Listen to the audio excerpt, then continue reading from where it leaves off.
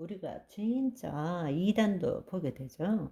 예수 그리스도 자기가 자칭 뭐 재림주라고 짓거리는 말도 안 되는 이단들이 있죠. 그러나 그런 이단들 말고 우리가 주는 그리스도시요 살아계신 하나님이시고 삼위일체 하나님을 인정한다면 우리가 서로 다른 의견에 대해서는 서로 존중해 줄 줄 알아야 한다는 것입니다. 그러나 그럼에도 불구하고 성령의 역사에 대해서 여전히 상반된 주장들이 있습니다. 그렇다면 현실에서의 우리 신앙생활은 어떻게 해야 되는가? 이 부분에 대해서 알아보겠습니다. 성령의 역사가 그렇게 중요함에도 불구하고 오늘날 각자의 신학적 배경에 따라서 성경에 대한 상반된 이론을 주장하기도 합니다. 그리고 신학적 이론과 실제 체험의 괴리감 때문에 심지어는 성령의 역사를 비난하거나 성령을 해방하는 일도 있다라는 것입니다. 또 그것 때문에 잘 알지 못하는 우리 많은 성도들은 혼돈이 생기고 거부감이 생기고 두려움이 있기 때문에 쉽게 성령님의 인도함을 받지 못하는 경우가 많다라는 것입니다. 서로 상반되는 주장들이 굉장히 많지만 그것을 여러분들이 제대로 이해하시려면 성령님에 대해서 제대로 아셔야 합니다. 중요한 포인트만 몇 가지 나눠보자면 첫 번째로는 성령 체험은 현상에 있어서도 방식에 있어서도 반드시 사도행전 2장처럼 일어나야 하는가? 이것이 첫 번째 상반된 의견들을 갖고 있는 것이고 두 번째로는 성령의 내주와 성령 체험이 동일한 것인가? 우리가 믿을 때 성령님이 내주하시는데 또 성령 체험을 해야 되는가? 이 문제에 대해서 여러분이 어제도 들었지만 이것도 개혁 복음주의와 오순절 은사주의는 서로 다른 견해를 가지고 있습니다. 세 번째로는 왜 어떤 사람은 그리스도의 성품은 나타나지만 그 성령의 은사나 능력은 나타나지 않는가?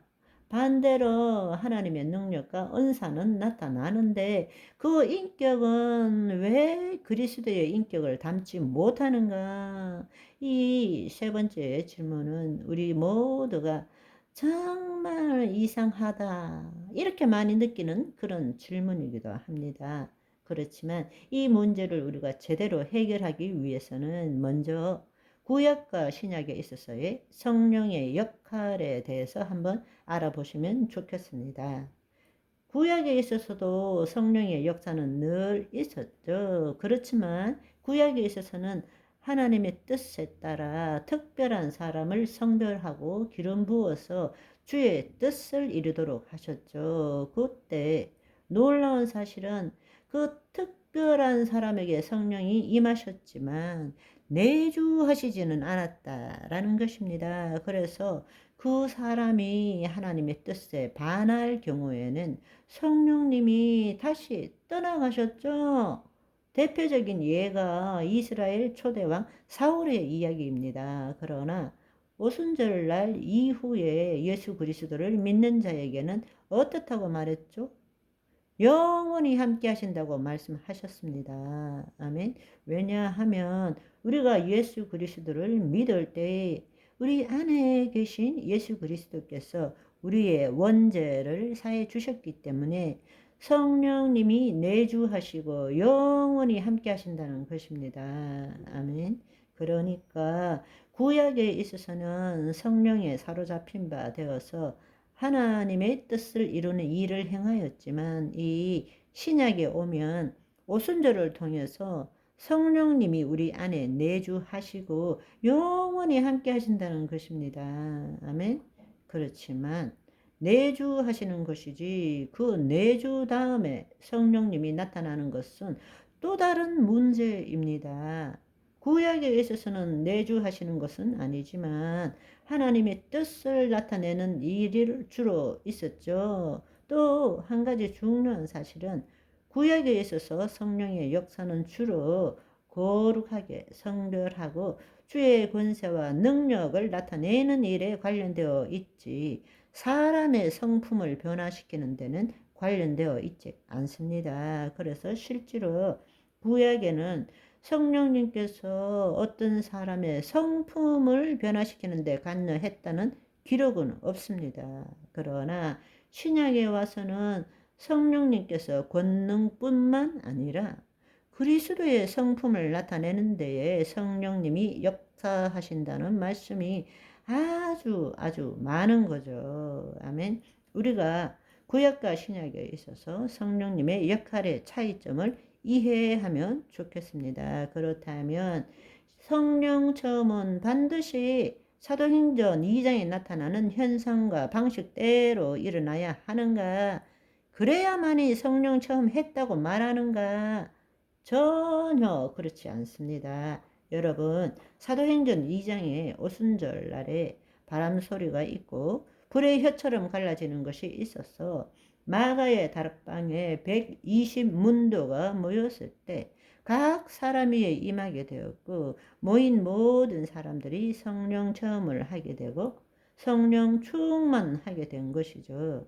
그렇다면 성령 체험을 하게 했다는 것은 성령의 내주도 동시에 있었다라는 것입니다. 그렇지만 사장을 보면 그 제자들과 함께 한 사람들이 함께 기도했을 때에 기도가 다 끝났을 때 모든 것이 진동했습니다. 모든 것이 진동했고 제자들과 그 따르는 자들이 빌기를 다 했을 때 성령 충만함을 받고 담대히 하나님의 말씀을 전했다라는 것입니다. 그러니까 여기에서 성령 체험은 벌써 우리는 바람처럼 와야 되고 불의 혀처럼 임해야 된다라고 생각하지만 사실은 그게 아니고 모인 것이 진동했다. 현상이 달랐다라는 것입니다. 그리고 2장에서는 방언을 했지만 여기는 방언을 했다는 기록은 없습니다.